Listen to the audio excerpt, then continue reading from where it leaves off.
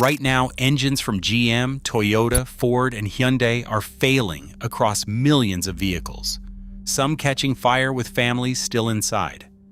Manufacturers know exactly why it's happening, and they've been hoping you never find out. You won't believe how deep this actually goes. Let's start with the numbers, because they should shake anyone who owns a vehicle from these four brands. General Motors recalled nearly 600,000 full-size trucks and SUVs for their 6.2-liter V8, the engine in the Silverado, Sierra, Tahoe, Suburban, and Escalade. GM's own investigation logged more than 28,000 complaints, a dozen crashes, and a dozen injuries tied to that single engine. And federal regulators reopened the case this year after owners who already got the recall fix reported the exact same failures happening again. Toyota isn't doing any better. Their twin-turbo V6, the engine that replaced the old bulletproof V8 in the Tundra, has now been through 3 separate recalls since 2024, covering well over 250,000 trucks and SUVs, all for the same defect: leftover manufacturing debris grinding down a main bearing until the engine knocks, loses power, or seizes completely. Ford isn't sitting this one out either. In the middle of 2025, Ford recalled certain transit vans, F-150 pickups, and Explorer SUVs after finding manufacturing defects in the connecting rods and rod bearings themselves, defects capable of causing engine damage and complete failure. And at the time, Ford still didn't have a finalized repair ready.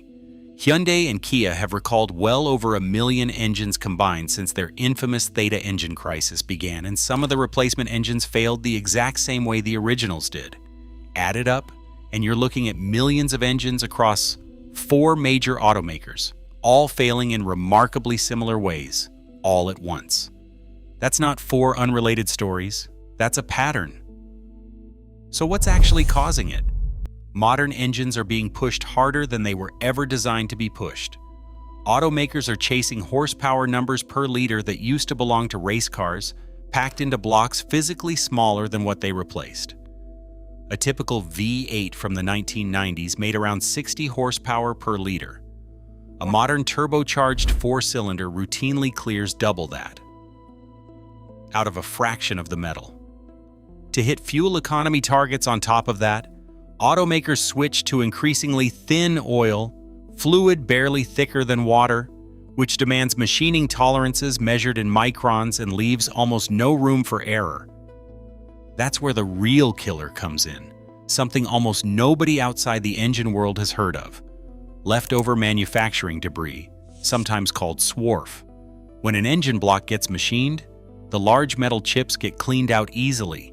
It's the ultra-thin particles left behind from honing the cylinder walls that are the real danger.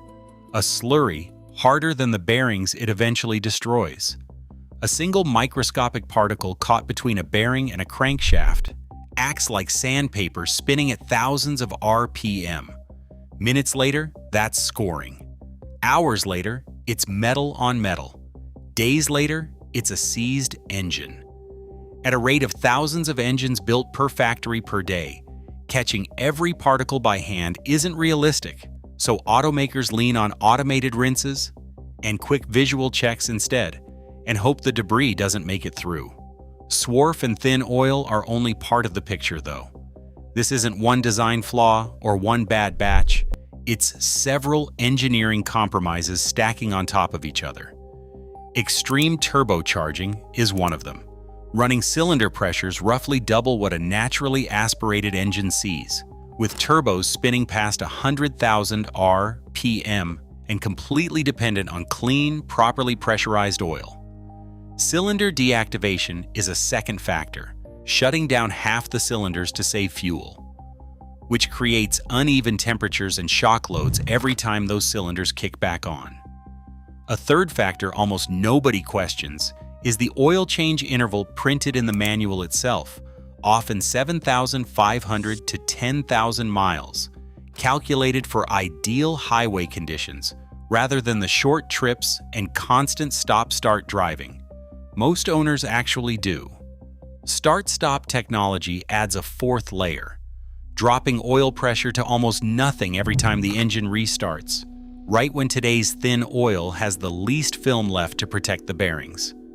Variable displacement oil pumps are a fifth factor, computer-controlled instead of simple and fixed. And if that pump lags or misjudges conditions even briefly, the bearings get starved exactly when they need oil most.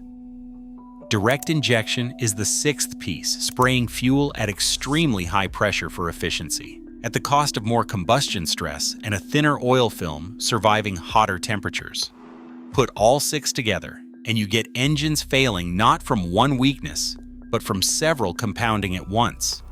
If you're finding this helpful, take a second to like and subscribe so you don't miss what's coming next. Here's where it gets genuinely suspicious. When independent mechanics have gotten their hands on failed engines, instead of letting the manufacturer buy them back, the teardowns tell a different story than manufacturing debris. In several documented cases, the main bearings supporting the crankshaft were completely destroyed, while the rod bearings fed by that exact same oil circuit came out clean. If contamination in the oil were really the cause, both should show damage, since they share the same supply. Only one side failing points somewhere else, a design flaw. Design flaws are far more expensive for a manufacturer to admit than blaming debris, because a flaw means every engine built that way is affected, not just a subset with bad factory luck. And there's a tell hiding in plain sight. General Motors' own fix for its recalled 6.2-liter engines was switching from thin 0W20 oil to a much thicker 0W40 oil. If thin oil genuinely were not part of the problem, there would be no reason thicker oil would be the fix. The deeper root cause sits above any individual automaker in federal fuel economy regulation. For years, the rules required an automaker's entire fleet to average close to 49 miles per gallon by 2026, a number impossible to hit with conventional engines. So manufacturers squeezed every fraction of efficiency out of smaller displacement, thinner oil, and the exact technologies now showing up at the center of these failures. And instead of easing that pressure, the most recent regulatory change made it worse in a different way. Rather than softening the target, regulators eliminated the financial penalty for missing it entirely and stopped counting electric vehicles toward a manufacturer's fleet average at all. Before, a company selling gas-guzzling trucks could offset the number with electric vehicle sales or credits. That option is gone. So automakers are squeezing conventional engines even harder to hit a target that hasn't moved. Except the fine for falling short barely exists anymore. None of this is theoretical for the people driving these vehicles. These are trucks and SUVs costing $70,000, $80,000, well over $100,000 in some trims, with engines failing at 30,000 to 40,000 miles, sometimes less. Picture it. You've saved for years, finally bought the truck you wanted, you're driving your kids to school 6 months later, and you hear a knock, then grinding, then the engine seizes entirely. You coast to the shoulder. The dealer confirms it needs a full replacement, covered under warranty, but the replacement engine is back-ordered for months, and you're still making the full payment on a truck sitting dead in a service bay. When you finally get it back, it's a vehicle with a documented engine replacement, and resale value takes a permanent hit. And safety is the part that gets buried under all the financial pain. Metal fragments tearing through an engine at thousands of RPM, an engine losing all power in the middle of traffic. These are the kinds of failures that put families at real risk, not just their wallets. If you own one of these vehicles, protect yourself. Check your VIN at nhtsa.gov for any open recalls and get repairs done immediately, rather than waiting. Cut your oil change interval well below what the manual recommends, especially on a low viscosity spec.